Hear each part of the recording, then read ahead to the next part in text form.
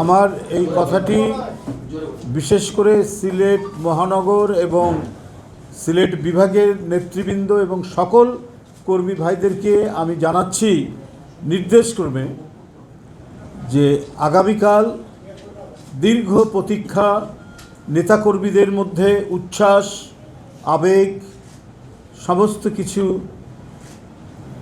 মিশে আছে তাদের হৃদয়ের মধ্যে। অভ্যর্থনা জানানোর জন্য আমাদের প্রিয় নেতা বিএনপির ভারপ্রাপ্ত চেয়ারম্যান জনাব তারেক রহমান, আপনারা ইতিমধ্যেই আমাদের অভ্যর্থনা কমিটির আহ্বায়ক জনাব সালাউদ্দিন আহমেদ সাহেবের কাছ থেকে শুনেছেন যে তিনি আগামীকাল বাংলাদেশ বিমানে করে আসবেন। তার বিমানটি প্রথমে ল্যান্ড করবে বাংলাদেশের ভিতরে সিলেট বিমানবন্দরে। সিলেট বিমানবন্দরে সেখানে এটা ল্যান্ড করবে। আপনাদের মাধ্যমে আমি যেটা জানাতে চাই যে সিলেট মহানগর এবং সিলেটের আশেপাশের জেলাগুলো বা সিলেট জেলার কোনো নেতৃবৃন্দ কেউ অহেতুক বিমানবন্দরে ভিড় করবেন না, বিমানবন্দরে সেখানে যাবেন না।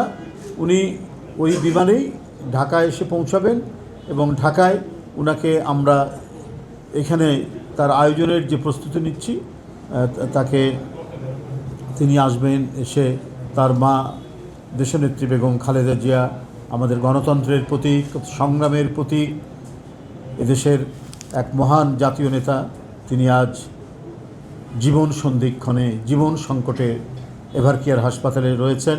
তাকে দেখার জন্য তিনি আসবেন। দেখার পথে, দেখতে যাওয়ার পথে তিনি দেশবাসীর উদ্দেশ্যে শুভেচ্ছা ধন্যবাদ জানাবেন। তো সেই ক্ষেত্রে আমার মূল বক্তব্য হচ্ছে যে সিলেটের কোনো নেতৃবৃন্দ কর্মীরা সিলেট বিমানবন্দরে সেখানে উপস্থিত হবেন না এবং অহেতুক সেখানে ভিড় করবেন না। আমি যতটুকু জানি সেটা ওইখানে কি অ্যারেঞ্জমেন্ট আছে সেটা আমি বলতে পারবো না, তবে না নামারই কথা, নামলেও তিনি ওই ইয়ের মধ্যেই থাকবেন।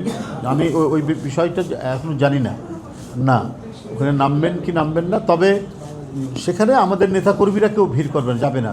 তাদেরকে অনুরোধ করবো তারা সবাই মানে ঢাকায় চলে আসতে, ওখানে কেউ যাবেন না। এটা আমি নির্দেশক্রমে জানাচ্ছি আর কি। এটা অবশ্যই যেন তারা সেই জিনিসটা যথাযথভাবে এই নির্দেশটা তারা মান্য করেন, মেনে চলেন। ধন্যবাদ।